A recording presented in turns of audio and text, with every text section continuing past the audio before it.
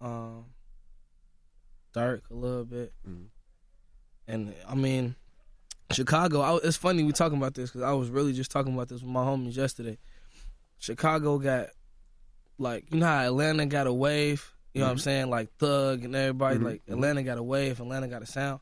Chicago, I feel like people don't think about it like this, but Chicago had just as big as an impact on the music industry as far as when the drill movement came out. Of course. Like, you may not hear a motherfucker make drill music, but they shit sound like it came out of drill music. You feel me? It Like sound like even kind of before that though, with Kanye. Yeah, for sure. Oh yeah, for sure. Like that's no doubt. But like all the dark synths and like, you know, people really rapping on autotune talking about killing them. It's drill music.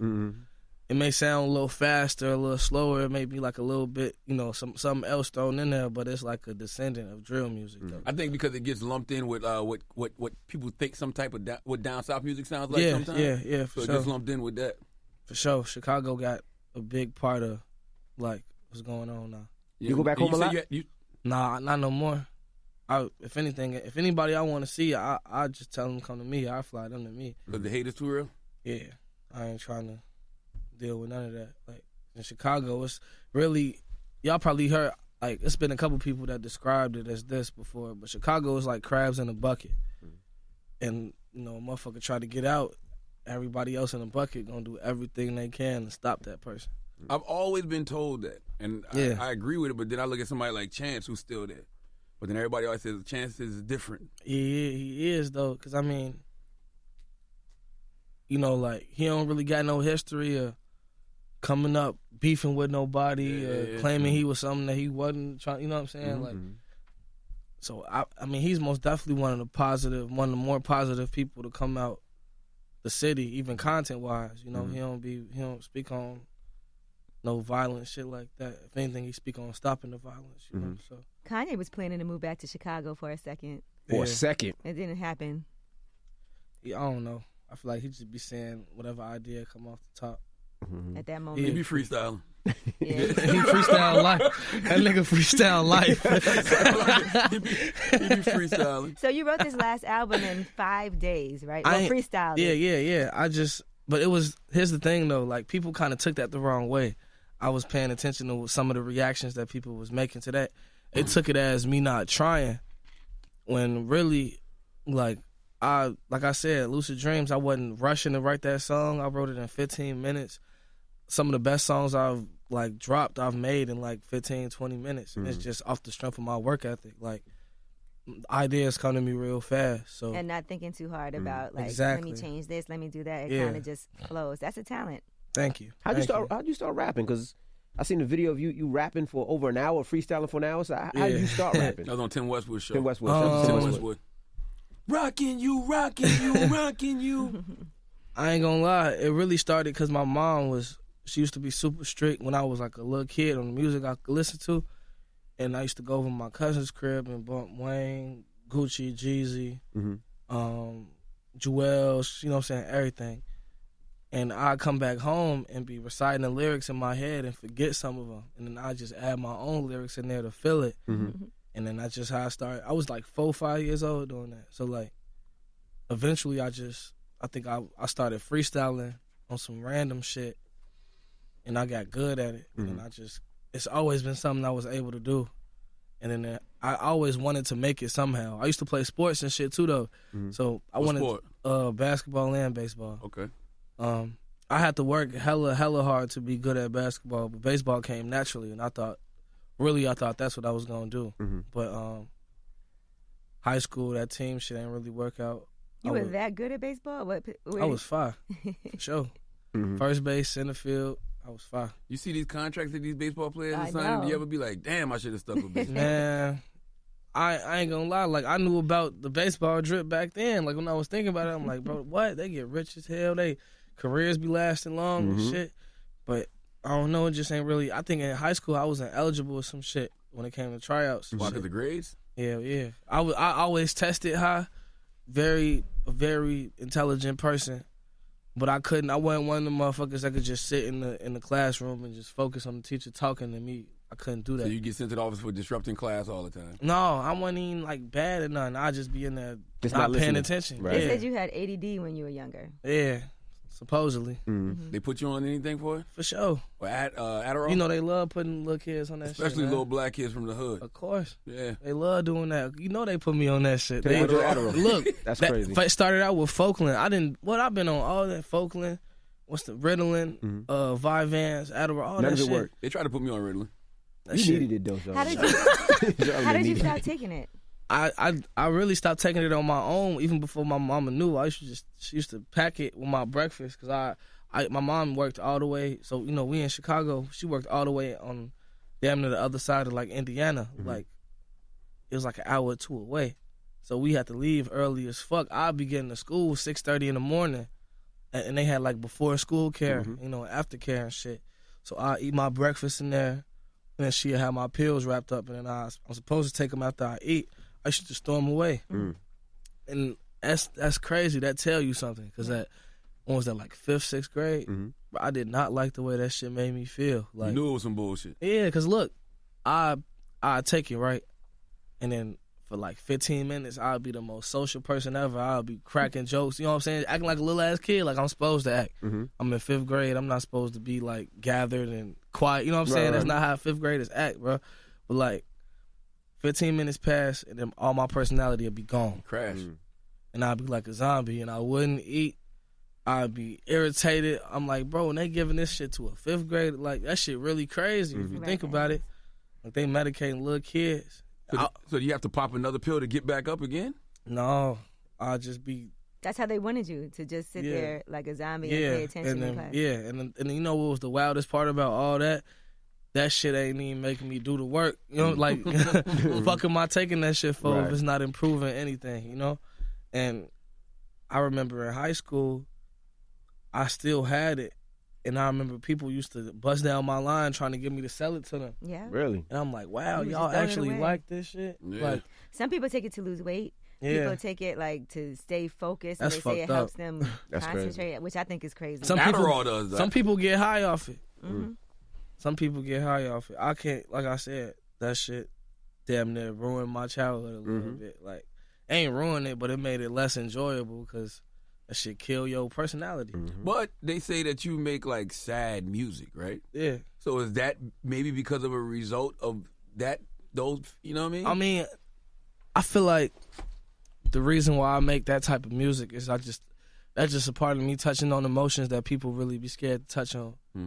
Like, yeah, so I feel like as far as all the sad music I make, it's either stuff that I may have went through, stuff that my homie may have went through, just something that I feel like people need to relate to and stuff to get them through shit. That's really be the source behind that shit. How many times have you had your heart broken? Honestly, probably like once or twice. Just once or twice? Yeah, I feel like that high school shit don't count. That shit over exaggerated. Yeah, But you feel it. It still hurt though. You It still feel hurt. but I ain't gonna lie. When I look back on it, it's like damn.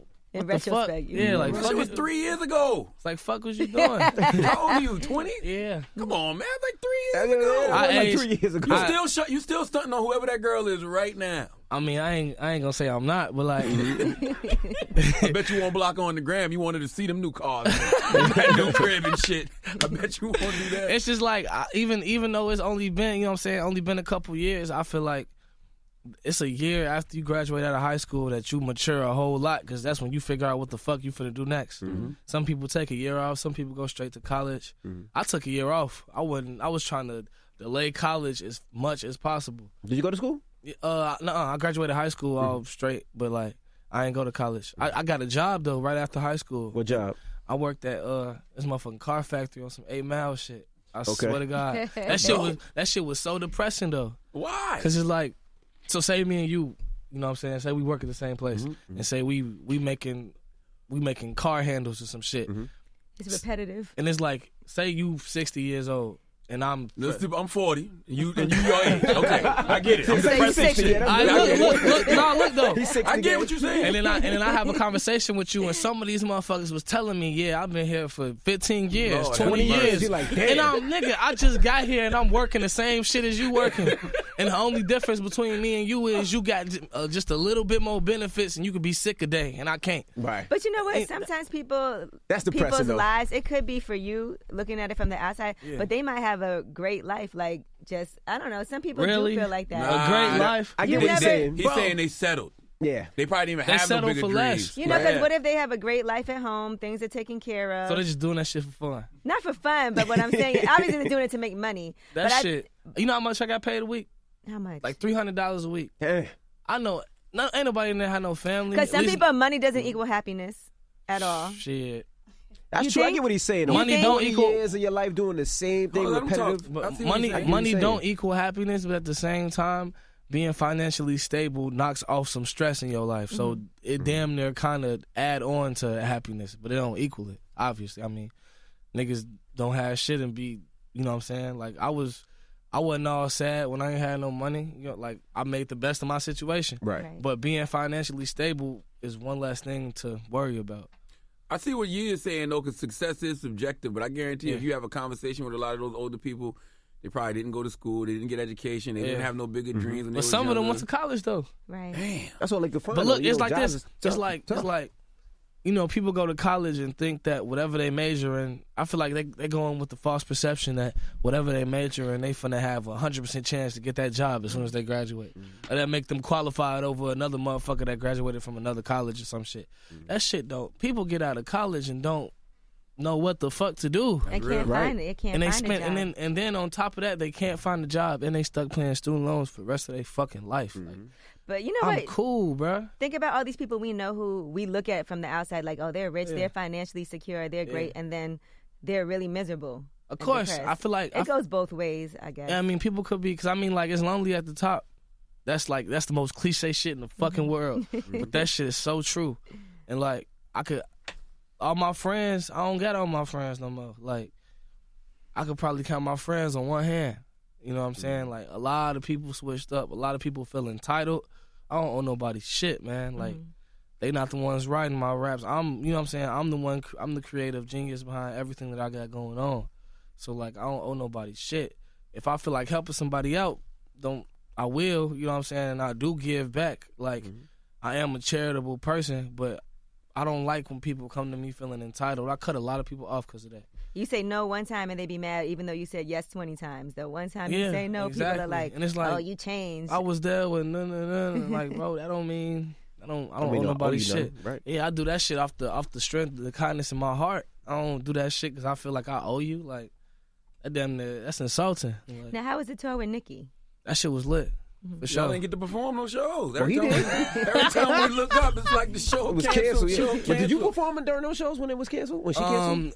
It wasn't. It was deeper than that. It was like some of the venues that we went to didn't have the capacity to deal with all the production, like all the stage production and the lights and all that shit. So it's like we gonna do have like a dark show, like you know what I'm saying, like a cappella show or something. Like shit was malfunctioning. So like, worst come to worst, that shit had to get pulled. Nobody knew that beforehand, though? Like, they didn't pick proper venues? No, they said it was really the venue folks. They said everything was going to be cool, I guess, and shit ain't, you know.